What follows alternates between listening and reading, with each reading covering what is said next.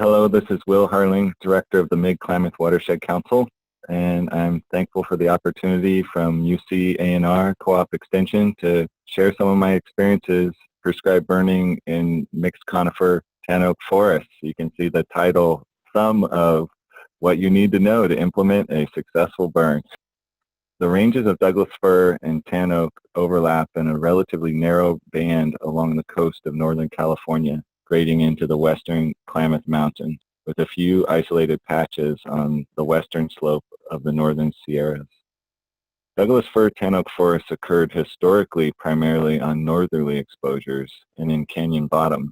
However, fire exclusion over the past century has supported their expansion onto southern exposures, oak woodlands, and meadows. As you can see in these slides, Redcap Glade on the left was a traditional gathering area as late as the 1940s. If you fast forward today to 2005, it no longer exists on the landscape. It's been completely infilled with Douglas fir and tanoak. And similarly in this photo from Big Rock looking upriver in the town of Orleans, you can see both in the foreground and the background extensive infilling of vegetation between the late 1800s and 2006. This forest type is particularly difficult to burn in, as the ideal burn windows for stands on north-facing slopes often go out of prescription after the first fall rains, while stands on south slopes have the potential for stand replacing fire once fire is established in the canopy. These forests typically occur where fire has long been absent, with abnormally high fuel loading and stand density levels, as you can see in this photo of a Western Klamath Restoration Partnership field trip to Doug fir tanoak stand on the south-facing slope. Just for review, this is indicative of what you would see in a north-facing Doug fir tanoak stand here from the spring prescribed burn at Butler Flat. Even with the danger that comes along with prescribed burning in Doug fir tanoak stands, prescribed fire has proven to be a valuable tool in reducing both stem density and fuel loading, even as a standalone treatment. After nearly 20 years of burning in this forest type in the Western Klamath Mountains, weighing safety, treatment costs, and ecological effects, our preferred treatment sequence is to implement linear, manual, and/or mechanical thinning along the perimeter of the stand or the nearest control feature, followed by prescribed burning, often with fire as an initial treatment in the interior of the unit. In most cases, we will conduct pullback on legacy trees, save trees, and jackpot prep in the interior of the unit prior to burning to minimize canopy loss. Where timber production is a management goal, pullback of duff and fuels 3 to 5 feet around the bowl of the tree in the fire footprint will reduce the impacts to Doug fir. If there's funding for manual and mechanical thinning prior to burning and the topography supports these treatments, prescribed fire is also a useful tool post-thinning to reduce activity fuels and residual ground fuels, as seen here in a plot on the lower Salmon River. While pullback at the base of legacy save trees is critical for minimizing prescribed fire impacts to these trees, scraping moss to prevent fire getting established in tree cavities has proven ineffective, as embers usually carry fire above the scrape line. Unfortunately, fire in aerial tanoak cavities poses a significant risk, as they can smolder for days from the inside out, often unnoticed, and fall suddenly with little noise. We almost lost a firefighter in 2015 on a prescribed burn when the top half of an 80-foot tall tanoak dropped right where the firefighter was mopping up in the draw below. Pre-wetting cavities along the fire line where most mop-up occurs, and GPSing locations of smoking cavities that can't be doused from fire line hose lays, and then mapping them for future patrol resources is a small but critical step to minimizing firefighter risk exposure and burning in this forest type. Unit layout is critical to a successful burn. Unit boundaries should be aligned with roads, large streams, or strong topographic breaks, as seen in these pictures with significant ridge lines to the lower left. On the upper left strip, there's a skid road, and on the lower right is an old, large mining ditch. Mid-slope handlines are less than ideal and should only be used as control features on the cool side of prescriptions. So I just want to talk a little bit now about specific prescribed burn parameters, namely timing, prescription, and other environmental parameters such as temperature, relative humidity, wind speed, probability of emission or PIG, and then finally burn effects and monitoring and return intervals. The ideal time for burning in this forest type is early fall, September through October, before significant precipitation, or in the late spring, i.e. June. Spring burning often requires extensive mop-up to eliminate the potential for holdover, especially when stumps or 1,000-hour fuels are present. While this graph shows preponderance of potential burn days in the spring, burn effects during April and may have more severe negative effects to plants putting on fresh growth and animals who have young that are unable to get out of the burn area. There is no natural historic fire at this time, so plants and animals generally have not evolved to fire then as they have to fire between June through March of the following year. The Karuk tribe has a cultural prohibition against the use of fire for anything other than heating and cooking in this April to May window. We typically do not burn from mid-June to mid-September just for safety reasons because of excessive fuel loading and the fire deficit. As this graph shows, the first 2 weeks of October are the most dependable fall window with opportunities through the fall and into the winter. Specific burn window timing may vary across the Doug-fir tanoak forest range. During recent droughts, ideal burn windows have extended into December. Multiple day burns are only advisable when weather forecasts and certain subsequent days will not exceed the high end of the prescription. When weather forecasts are certain and subsequent days will not exceed the high end of the prescription. A 2018 Klamath Trex burn, the 60-acre Ishipisha unit, required 2 days to burn successfully. 90 to 100% slopes with 100 plus years since last fire, and fire as an initial entry with homes directly below, required great care and well thought out firing operations to keep it within the unit boundaries and minimize firefighter exposure to rollout. A team of 6 lighters used a top to bottom vertical zigzag ignition pattern using both dots and strips based on fuel accumulation, starting as soon as the fuels were receptive and finishing the burn the day before a red flag event. Individual parameters should be taken as guides, as successful burns can be accomplished in this forest type across highly variable conditions. High temperatures, low humidities might be needed if fuel moistures are high, i.e. 12 to 14% for 1 to 100 hour fuels, and low temperatures and high humidities are acceptable if the fuel moisture readings are very low in the 6 to 8% range. Any temperatures below 95 degrees Fahrenheit are acceptable typically, depending on other environmental variables. It is often hard to get permits when burn plans allow for ignitions at temperatures above 85 degrees. It is good to consult with your local permitting officer to gauge their comfort level on the high-end prescription parameters. Higher fuel moistures and humidities might require temperatures on the higher end of the range to get adequate consumption.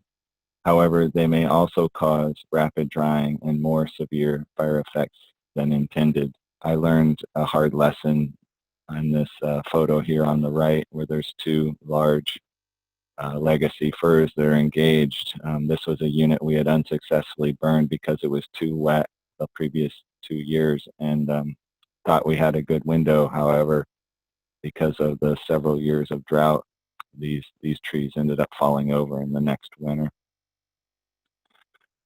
Relative humidity levels between 25 and 50% are ideal.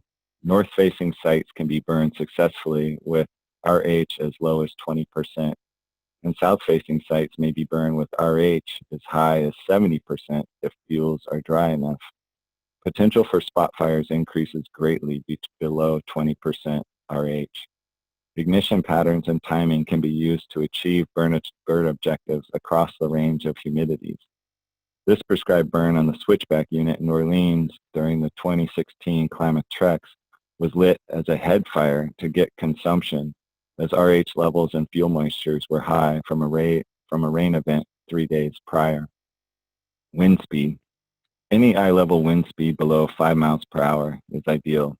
However, if you are on flat slope with very low slope, you may need some wind to drive the fire across the unit. If 1 to 100 hour fuel moistures are high, i.e. 12 to 14%, wind and slope can be your friend. These forests are often closed canopy and only affected by 20-foot winds on ridges where they may pose a problem for containment. For probability of ignition or PIG, typically we stop and focus on holding when the PIG reaches or exceeds 60%. Holding concerns outside the unit should be heavily factored in when making this decision. We're going to switch to fire effects now. Typical canopy mortality varies between 5 and 10% on our burns, depending on fuel loading, weather parameters, and ignition patterns. Canopy mortality can be minimized or increased to meet specific management objectives by varying the timing of the burn, as in night versus day, and ignition patterns, strip versus dot, and your strip width and timing. Timing and ignition patterns can be used to achieve specific outcomes even within the same unit. On October 4th, 2015, we burned the 70-acre West Sims unit near Orleans, California, beginning at 6 p.m. as we came out of a red flag warning through the night, finishing at 7 a.m. the next morning. The upper portion of the unit was owned by the Tanoak tribe, whose express management goal was to restore oak woodland and meadow habitat encroached on by Douglas fir tanoak forests. The lower portion of the unit was owned by Downs Ranch, who was actively managing for timber. We began burning at the high end of the prescription and used unburned piles in tight rapid strips to initiate crown scorch, with an average canopy mortality around 15% on the upper end owned by the tribe. By 2 a.m., when we had burned onto the Downs Ranch property, we switched to dot ignitions, and lower temps and higher RH allowed us to keep canopy mortality well below 5%. This unit had a 100-foot wide manual perimeter fuels treatment and was bound on 2 sides by roads and 1 side by a hand line along a ridge. We pre-plumb all hand lines with hose lays, with laterals every 200 feet for slopes less than 80%, every 100 feet for slopes greater than 80% for rapid response to spot or engaged trees along the fire line. The West Sims unit had not seen fire in over 100 years, and duff levels were up to 10 inches thick in places. In one night, we treated and consumed approximately 1,000 tons of dead fuel.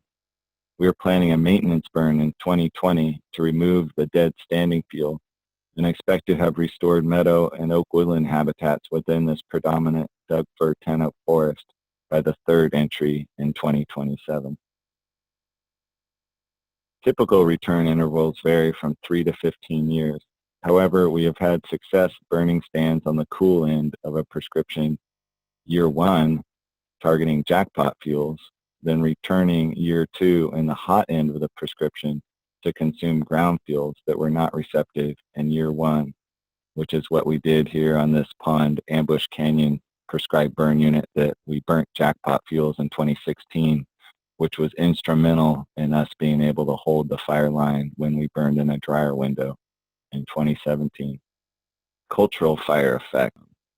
Doug fir tanoak forests provide many cultural resources to native peoples, including tanoak acorns, huckleberries, hazel for baskets, elk, and many more resources. Ongoing studies through the Western Klamath Restoration Partnership are furthering knowledge of how, where, when, and why prescribed fire can enhance production of these and other cultural resources. Consulting WKRP and local tribes and tribal cultural practitioners in the burn planning phase can improve burn prescriptions and outcomes. Fire effects. Typical canopy mortality varies between 5 and 10% depending on fuel loading, weather parameters, and ignition patterns. This site was burned in the 2014 Klamath Treks On the berry unit, we had closer to 80% canopy mortality after the prescribed burn, as you can see in the center of this picture. In hindsight, even though we had low flame length, typically less than 4 feet, we had thick layer of slash from previous mastication treatment. That combined with the drought caused extensive canopy mortality. So it is key to look at those other factors. Lop and scatter can be a tool for eliminating or reducing stump sprouting, small diameter shrubs, and hardwoods. Care must be taken to vary the amount of scattered fuels to not overly impact retention trees and soil resources. This 2015 Klamath Trex burn at Butler Creek, as evidenced by the white ash, had too much lop and scatter given the humidity and fuel moisture at the time of the burn. Collaboration with partners and permitting agencies is key to developing trust for prescribed burning in Doug fir tanoak forests. With the potential for escape being more variable and less understood in this vegetation type, go, no-go decisions should be made collaboratively to daylight potential issues and build support. As we've seen, there's been a spate of large wildfires in the Doug fir tanoak forest type in the past decade throughout Northwest California. I don't think I need to tell anybody watching this presentation that there's a lot that hangs in the balance with these burns, and that doesn't mean we don't accept the risk. It just means that we look for opportunities to burn more safely. And I wanted to close with this slide from the Salmon River, where we used recent wildfire footprints, in this case the 2006 Salmon fire footprint, the 2008 Yukonom complex, and the 2013 Butler fire footprint to minimize the potential for escape for prescribed burning through the Klamath Trex in 2015 on the Butler Flat property. It's all about minimizing risk and engaging all the partners that have a stake in the burn. So with that, I'll end. If you have any questions or comments, please feel free to call me, Will Harling, at 530-739-3960 or email me at will@mickwick.org. This project was funded through a USDA Western Sustainable Agriculture Research and Education Project and coordinated by the University of California Cooperative Extension. Thank you very much.